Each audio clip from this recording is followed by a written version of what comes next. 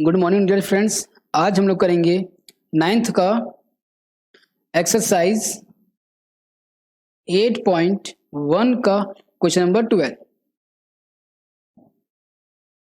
क्या कहता है कि ए बी सी डी एक समलंब है जिसमें ए बी जो है ए बी वो डी सी के समांतर है। मतलब हो गया ये आपका कि ए डी और बी सी की लंबाई बराबर है। तो आपको प्रूफ करना है कि कोण ए बराबर होगा कोण बी का। कोण ए जितना होगा उतना ही कोण बी होगा। आपको ये एक प्रूफ करना है। दूसरा प्रूफ करना है कि कोण सी का मान कोण डी का मान बराबर होगा। और तीसरा प्रूफ करना है कि ए बी सी, यहाँ पे आपको एक तिर्यक रेखा बनाना पड़ेगा, विकर्ण बनाना पड़ेगा यहाँ पे एक आपको, और एक बी ए डी यहाँ पे भी आपको एक विकर्ण बनाना पड़ेगा। और फिर प्रूफ करना पड़ेगा कि यहाँ वाले त्रिभुज और यहाँ वाले त्रिभुज क्या है, सर्वांग है। और फिर आपको बताना पड़ेगा कि विकर्ण AC जो आप ड्रॉ करेंगे वो वाला विकर्ण BD के बराबर रहेगा। तो यहाँ पे आपको चार चार प्रूफ करने हैं। और इसके लिए आपको संकेत में दिया हुआ है कि आप AB को E तक बढ़ा के खींचिए और फिर आप C को E तक मिलाइए। तो चलिए जो जो हमको दिया हुआ है उसको पहले लिख लेते हैं हम लोग। दिया है हमने यहाँ पे कर रहे हैं सॉल्यूशन। ठीक है, क्या क्या दिया हुआ है कि ए बी समांतर है DC का, इस वजह से AD बराबर हो जाएगा भुजा BC का। तो हमको एक यहाँ पे रचना भी करना पड़ेगा। रचना क्या करना पड़ेगा, ए बी को E तक खींचा, एक ये करना पड़ेगा, ए बी को E तक बढ़ाया। दूसरा कोण C से एक भुजा CE खींचा जो कि AE और CE बिंदु E पर काटते हो या फिर प्रतिच्छेदित करते हो, काटते हैं मीन्स मिलते हैं।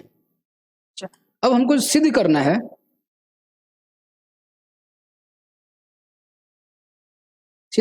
पहला कि कोण A बराबर होगा आपका कोण B का। कोण A बराबर होगा कोण B का। इस रचना करने के कारण हम लोग अब बोल सकते हैं कि चतुर्भुज AECD एक समांतर चतुर्भुज है।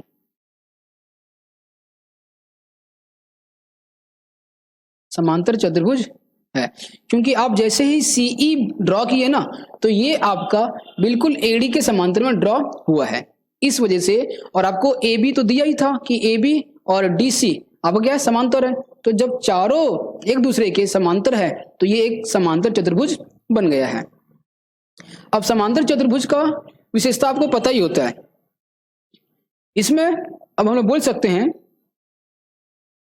कि AD बराबर है भुजा CE का,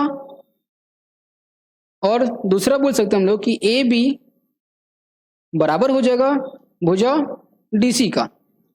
अच्छा, दूसरा आपको AD भुजा CE ये हम लोग ड्राइंग किए उसके बाद पता चला, लेकिन आपको क्वेश्चन में दिया हुआ था पहले से कि AD बराबर है BC का। AD बराबर है BC का और BC भी किसके बराबर हो जाएगा, ऑटोमेटिक CE के, और BC अपने आप बराबर हो जाएगा CE का। क्यों?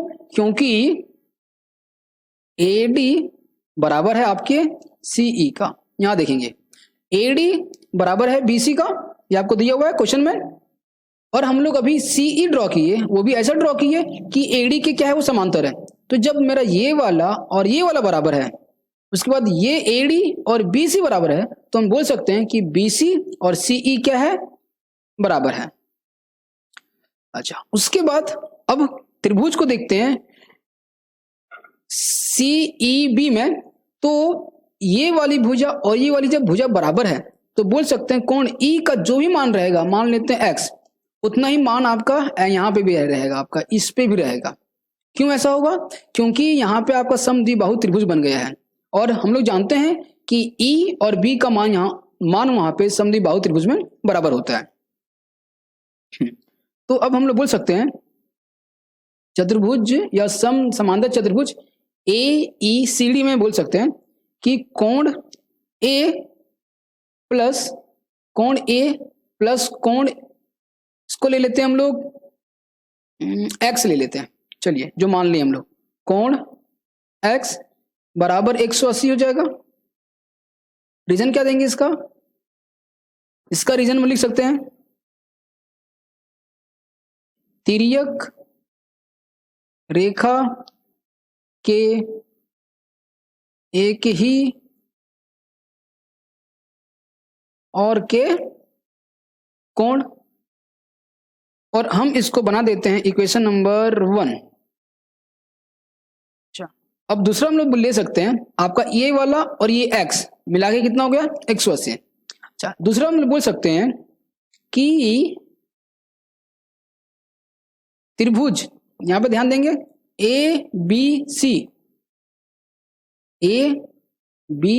सी प्लस यहां वाला ये वाला x त्रिभुज। अच्छा, यहां के लिए हम उसका नाम लिख लेते हैं, बाद में उसको x कर देंगे। सी बी ई, ये दोनों जोड़ के कितना होता है, 180। और इसका रीजन क्या रहेगा,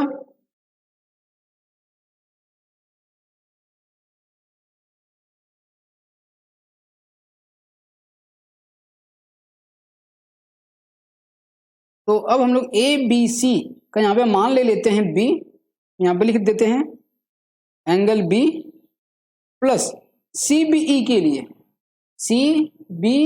लिए क्या माना गया है, कोण x, यहाँ लिखेंगे एंगल x इक्वल टू 180। और इसे मान लेते हैं हम लोग समीकरण नंबर 2। समीकरण 1 व 2 से, समीकरण 1 व 2, एक था आपका angle A plus angle X equal to angle B plus angle X, ठीक है, बराबर है, दोनों 180 है। इसलिए एंगल ए, ये एक्स यहां पे कर रहा है प्लस, बराबर के उस तरफ जाएगा तो कर देगा माइनस, तो वहां जाके angle B plus angle X में कर देगा एंगल एक्स माइनस, तो आपका ये प्लस ये माइनस कट जाएगा, तो क्या बच गया, angle A is equal to angle B. ये आपका कोण ए बराबर कोण बी हो जाता है। और ये यहां पे आपका हो गया है सिद्ध, मीन्स प्रूफ हो गया है, पहला हो गया।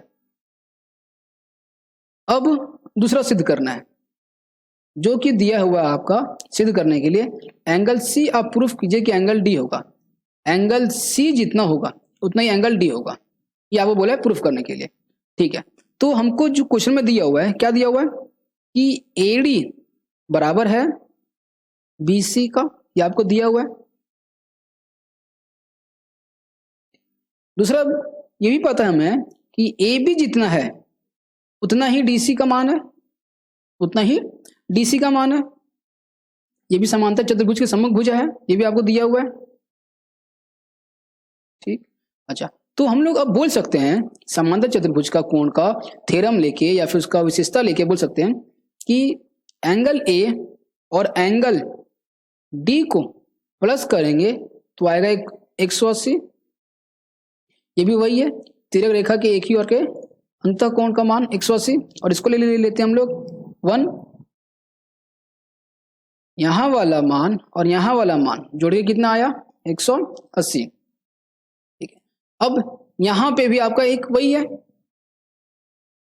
चतुर्भुज, तो बोल सकते हैं angle B plus angle C equal to 180, ये भी वही है इक्वेशन नंबर 2। और इसको भी वही लिख सकते हैं हम लोग, तिर्यक रेखा के एक ही और के कोण, और ऊपर भी है। तो हम लोग बोल सकते हैं कि अब हम लोग बोल सकते हैं कि एडी जितना है उतना ही आपका बीसी है, बीसी कोण बी का मान और कोण सी का मान जितना है उतना ही कोण ए और उतना ही कोण डी का मान है। तो अब बोलेंगे हम लोग ए प्लस एंगल डी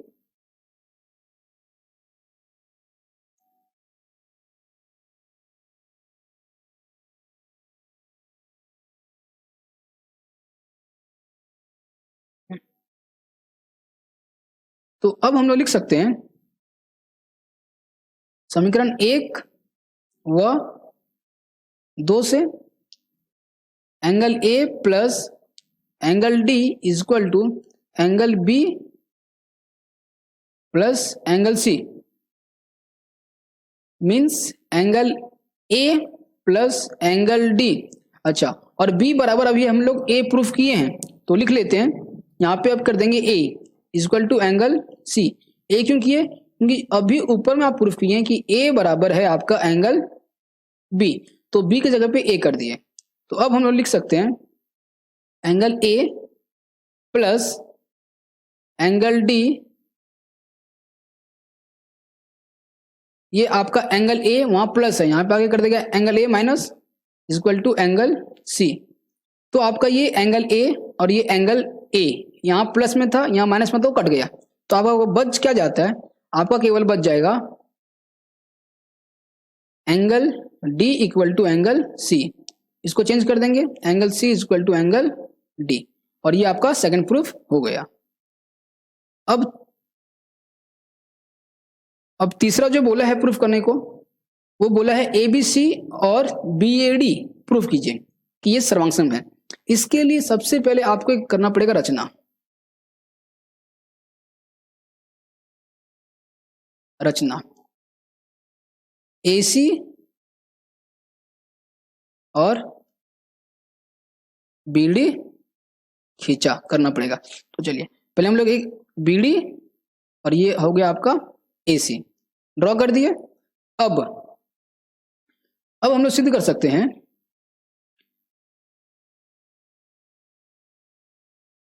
अब सिद्ध करना है कि त्रिभुज ए बी सी सर्वांगसम है त्रिभुज बी ए डी। ठीक है, तो यहां पे हम लोग त्रिभुज ए बी सी और त्रिभुज बी ए डी में से सिद्ध करेंगे। तो प्रूफ करते हैं यहाँ पे।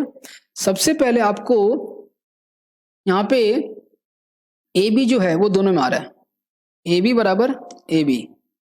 देखिए ए बी सी में भी ए बी आया और बी ए डी में भी आपका ए बी आया, तो ये हो गया उभयनिष्ठ भुजा। तो ये आपका हो गया है उभयनिष्ठ भुजा, उभयनिष्ठ भुजा ये आपका पहला हो गया। और दूसरा बोल सकते हैं हम लोग कि भुजा बीसी जो है वो मेरे बराबर है भुजा एडी का। ये क्वेश्चन में ये आपको दिया हुआ है, ये आपको गिवन है, ये हमें दिया हुआ है। और तीसरा क्या बोल सकते हैं कि एंगल बी का मान जितना था उतना ही एंगल ए का मान आया। एंगल बी किस में आता है? ए बी सी में आता है पहले वाले में, और angle A B A D में आता है। तो बोल सकते हैं angle B equal to angle A. अभी हम लोग प्रूफ किए, अभी हम लोग इसको प्रूफ किए हैं, तो इसलिए त्रिभुज ए बी सी सर्वांगसम हो जाएगा त्रिभुज बी ए डी से। रीजन रहेगा आपका side angle side, side angle side से। ये और आपका ये तीसरा भी प्रूफ हो गया। अब करते हैं चौथा। चौथा में क्या बोल रहा है कि आप ये प्रूफ कीजिए कि AC जो है, AC विकर्ण AC विकर्ण BD के बराबर रहेगा।